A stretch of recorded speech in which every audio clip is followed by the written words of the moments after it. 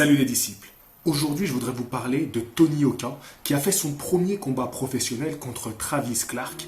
Et ce combat, il a fait couler beaucoup d'encre, parce qu'on parle énormément de Tony Yoka. Et donc, on crie au génie, on dit que c'est un combat génial. Et d'un autre côté, on l'a beaucoup critiqué pour ce combat, pour notamment le choix de son adversaire. Alors, Travis Clark, c'est un inconnu qui est invaincu, qui était invaincu avant ce combat et qui a annoncé 8 combats, 8 victoires. Donc voilà, on s'attendait un peu à un dur, un bagarreur. C'est un personnage très folklorique, tatoué de la tête aux pieds. Donc voilà, un gros balourd comme ça. Donc un Américain qui s'est pointé pour affronter Tony Yoka, donc notre champion olympique, donc le grand espoir de la boxe française. Alors pourquoi ce combat, il a fait tant de bruit, il a fait tant parler, donc ce premier combat professionnel de Tony Yoka. Donc pour vous donner un petit peu mon avis sur ce combat-là, sur ce premier combat-là, j'ai décidé de vous parler de 6 champions, de grands champions, grands noms de la boxe poids lourd et de leur premier combat professionnel. On va commencer tout de suite par Anthony Joshua, qui a affronté Emmanuel Léo en 2013 et qui était lui aussi invaincu en 8 combats professionnels.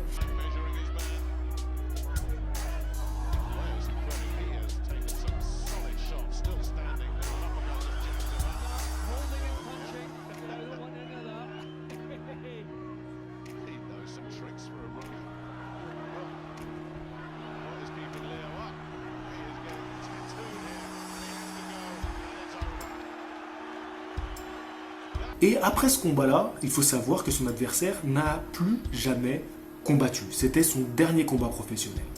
Passons à Deontay Wilder, vous savez, ce grand champion américain, champion de WBC, qui massacre tous ses adversaires par KO. Donc lui, il a fait son premier combat en 2008 contre Ethan Cox.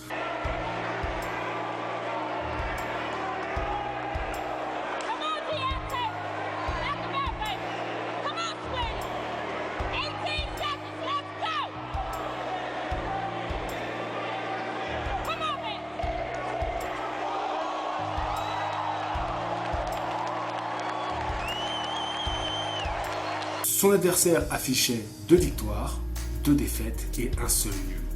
Il faut savoir qu'après ce combat-là, son adversaire n'a plus jamais gagné de combat professionnel. Vladimir Klitschko maintenant, vous connaissez très bien ce champion du monde de boxe anglaise qui est resté pendant 9 ans détenteur de plusieurs ceintures de champion du monde, qui était invincible sur cette période. Lui, son premier combat professionnel, il l'a fait en 1996 contre Fabian Meza. Боя. То есть это явно заметно. Телезрители могут убедиться потом в последующих боях. Ну, так как изменяется манера. И так, как говорится, приехали. То есть Фабиан Меза сейчас на ринге, на полу ринга. И, естественно, далее уже, как вы думаете, вы знаете. Володя комментировал этот бой, говорит, зачем он встал после первого нокдауна.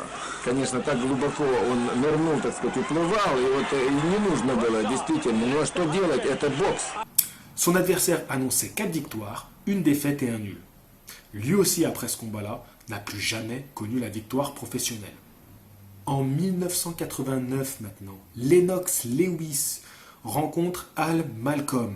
Lui, il annonçait 11 victoires, 12 défaites et 1 nul.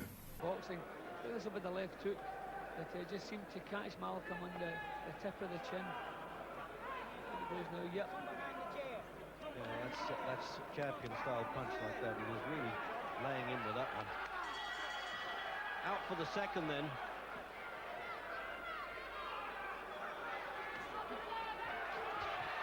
What happened there? I didn't really see that punch. It caught him in the eye, and he's looking as though he's saying he's hit me in the eye. I don't want to get up.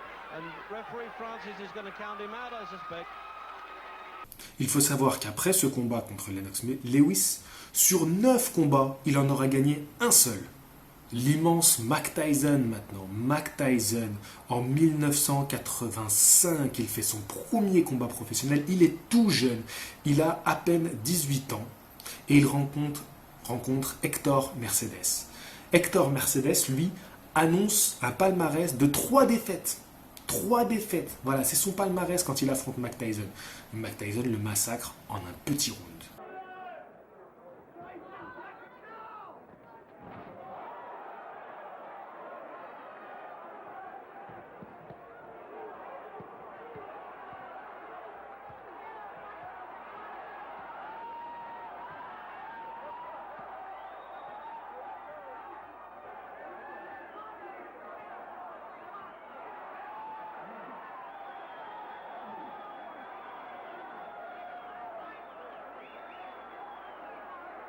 En 1960 maintenant, l'immense Mohamed Ali, qui était encore Cassius Clay, va faire lui aussi son premier combat professionnel contre Tony Hunsaker. Et Tony Hunsaker, lui, il a déjà un peu plus d'expérience. Il a 16 victoires, 9 défaites et 1 nul. Donc vous voyez quand même, il compte pas mal de défaites à son actif. Et Cassius Clay, qui s'appelle comme ça à l'époque, va devoir quand même patienter le terme du combat pour avoir une décision des juges en sa faveur. Il va gagner au point ce combat-là.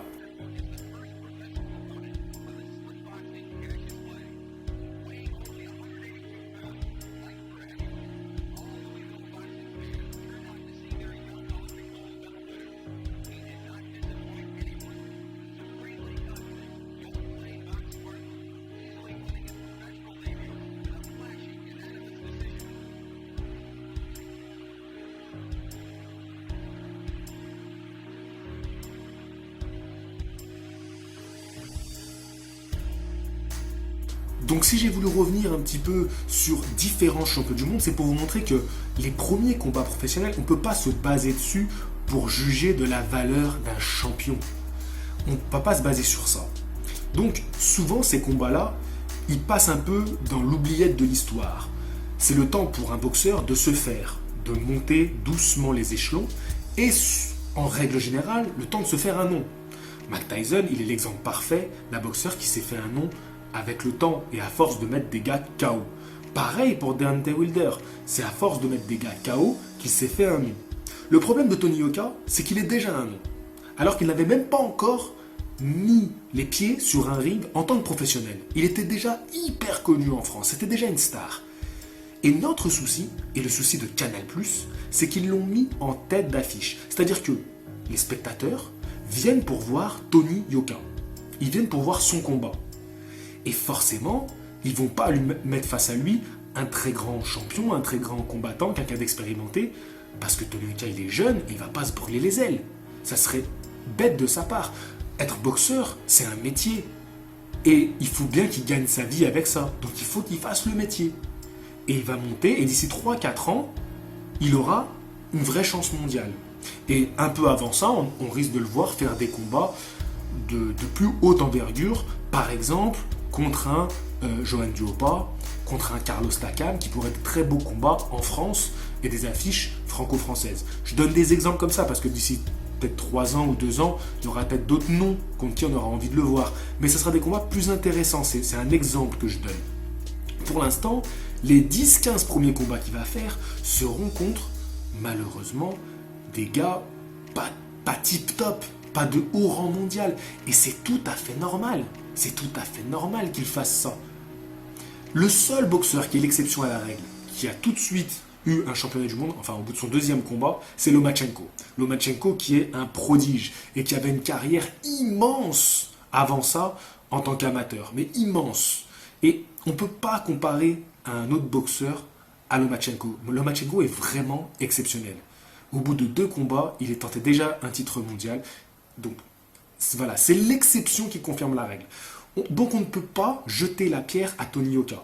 Par contre, on peut jeter la pierre aux organisateurs qui le mettent en tête d'affiche. Il faudrait mieux, pareil pour Souleymane Sissoko, Mathieu Boderlik, les mettre en avant combat, qu'on ne vienne pas les voir eux. Mais le problème, c'est que c'est nos noms. C'est des noms pour les Français. Donc les gens viennent les voir eux. Mais il faudrait quand même mettre des boxeurs un peu plus expérimentés avec un combat plus équilibré en tête d'affiche. C'est-à-dire que les gens viendraient voir ce spectacle-là, même s'ils seraient attirés par un Tony Yoka. On veut tellement vendre des billets qu'on est prêt à faire n'importe quoi. Donc on a les télés, on remplit des salles. Oui, c'est bien beau, mais si c'est pour montrer ça, en fait, on va perdre cet engouement que les gens ont eu pour la boxe en montrant des combats pas top. Parce que oui, le combat, il est pas top, mais c'est tout à fait normal. C'est tout à fait normal que Tony Yoka fasse ce genre de combat pour commencer. Tony Yoka, c'est un boxeur qui prend ses marques sur le ring, qui prend son temps, c'est l'artiste. Et il ne va pas vous faire un combat expéditif à la Mike Tyson parce que ce n'est pas son style de boxe. Et ce qu'il a fait sur le ring, c'est très bien. Il a fait sa boxe, une boxe appliquée. Et je pense que Virgil Hunter, qui est son entraîneur actuellement, va beaucoup lui apporter. Et oui, Tony Yoka a une chance de devenir un grand champion. Mais sur un combat comme ça, on ne peut rien juger de lui. Donc c'est dommage d'attirer les gens et finalement de leur vendre quelque chose qui en vaut pas vraiment le coup. Vous voyez ce que je veux dire? Donc, soutenons Tony Oka, même si on en fait trop sur lui en ce moment, mais c'est normal parce qu'on l'aime et parce qu'il a fait quelque chose d'exceptionnel en allant gagner cette médaille d'or olympique. Donc, on l'adore. Mais en tant que professionnel, patientons. Il va falloir patienter. Et en attendant, allez voir Cédric Vitu, qui est notre super champion d'Europe. Allez voir Michel Soro. Allez voir Hassan N'Dam, qui sont des champions qui boxent en tant que professionnels depuis bien plus longtemps. Johan Diopa, Carlos Takam, voilà, ces gars-là, ils attendent qu'on parle d'eux et qu'on vienne les voir. Alors pourquoi pas mettre Tony Oka, Sissoko avant leur combat à eux, pour qu'on vienne voir ces boxeurs-là qui vont nous montrer des combats d'un niveau supérieur. Je dis pas qu'ils sont meilleurs, je dis que leur combat sera d'un niveau supérieur. Voilà, j'espère avoir un petit peu éclairé tout le monde sur ce point-là, sur le premier combat de Tony Oka. Je dis force à Tony Oka, force à tous les boxeurs français qui se battent pour le drapeau français. Je suis à fond avec vous. Je vous dis à bientôt pour une prochaine vidéo. Fighting!